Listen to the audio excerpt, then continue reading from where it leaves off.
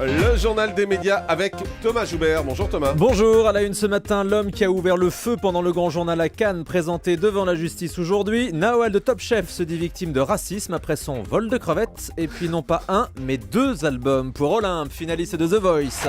Et on commence avec les suites judiciaires de l'incident sur le plateau du grand journal vendredi dernier sur Canal+.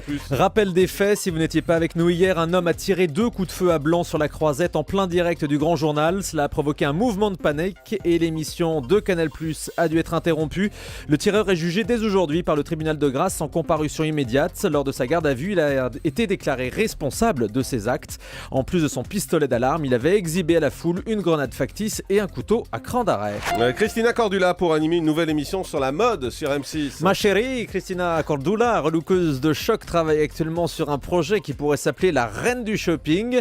Depuis 2004, l'ex-mannequin présente déjà sur M6 nouveau look pour une nouvelle vie. Vous savez, tu es magnifique, ma chérie, tout ça. Elle pourrait donc hériter d'un nouveau programme taillé sur mesure.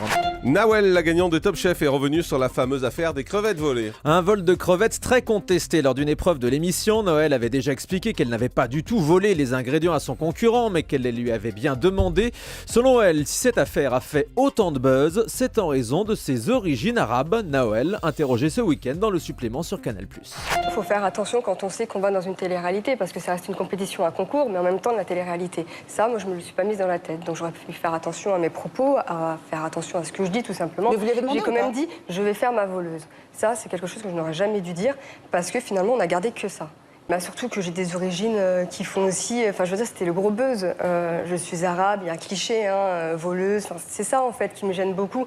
C'est que je pense que si ça aurait été peut-être une autre personne et pas moi, il y aurait eu peut-être moins d'ampleur.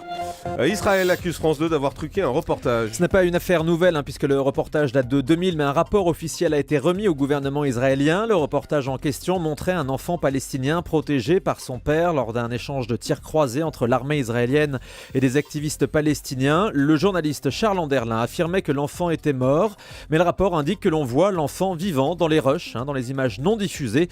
Charles Anderlin dénonce une enquête unilatérale et affirme que cette commission israélienne n'a jamais contacté ni France 2 ni le père de l'enfant. Les chaînes de sport ESPN vont s'arrêter en France. 2 chaînes en moins pour les abonnés au câble ou au satellite. À partir du 31 juillet, ces 2 chaînes américaines cesseront d'émettre, ESPN Classic et ESPN America. On y voyait essentiellement des sports américains. Cela faisait plus de 10 ans qu'elle s'était implantée en France. C'est dans une semaine que commence la nouvelle version de Popstar sur D8. Mardi prochain, la chaîne a décidé de remettre au goût du jour l'ancienne émission d'M6, ce docu-réalité qui suit la création d'un groupe musical. Dans le nouveau jury, Mia Fry est remplacée en quelque sorte par La Fouine. Julie, vous connaissez La Fouine, oui, on l'a reçu en plus la semaine dernière avec Michel Drucker. Exactement, voilà. Rappeur numéro 1 en ce moment. Vous allez voir, vous allez trop le kiffer, on l'écoute au micro d'Europe. Je me suis dit, mais qu'est-ce que va foutre La Fouine dans Popstar ? Et aujourd'hui, je me dis, mais si j'avais refusé cette émission, je serais vraiment le plus con des rappeurs. J'adore ce métier. J'ai passé un mois merveilleux à découvrir plein de nouveaux talents. Ça me fait vraiment kiffer. Je me dis qu'avec un peu de recul, j'apporte vraiment quelque chose de bien à Popstar parce que j'apporte cette diversité. J'ai l'impression que c'est le seul programme où tout le monde a sa chance, tout le monde peut venir chanter.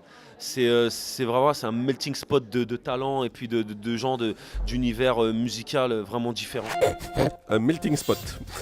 Déjà des projets pour Olympe.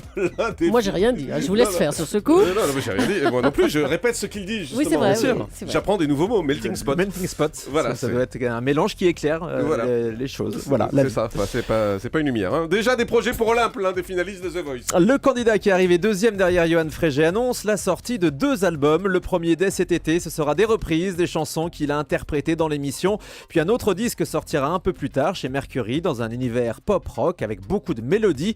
Sur sa défaite samedi soir, Olympe n'est pas déçu. Il déclare au Courrier Picard, le journal de chez lui: certes, j'ai perdu le titre, mais l'aventure, non. Je suis presque premier et ça me laisse plus de liberté sans avoir la pression du vainqueur. C'est vrai qu'aucun gagnant de The Voice dans le monde n'a réussi pour le moment à faire carrière.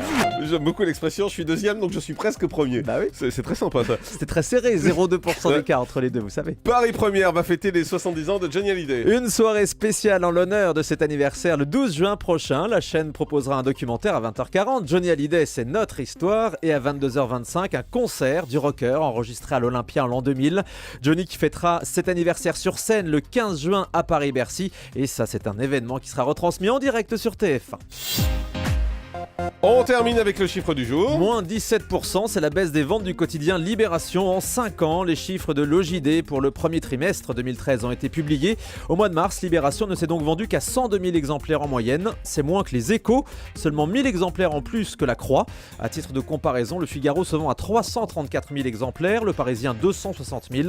Le Parisien qui est également en forte baisse en 5 ans, moins 20%, signe donc que la presse ne va pas très bien en ce moment. Voilà, 100 000 exemplaires de moyenne pour Libération, c'est faible, hein, dis Ouais, donc, je pas pensais pas beaucoup. qu'il y avait aussi peu de gens qui achetaient ce journal. Merci beaucoup Thomas Joubert.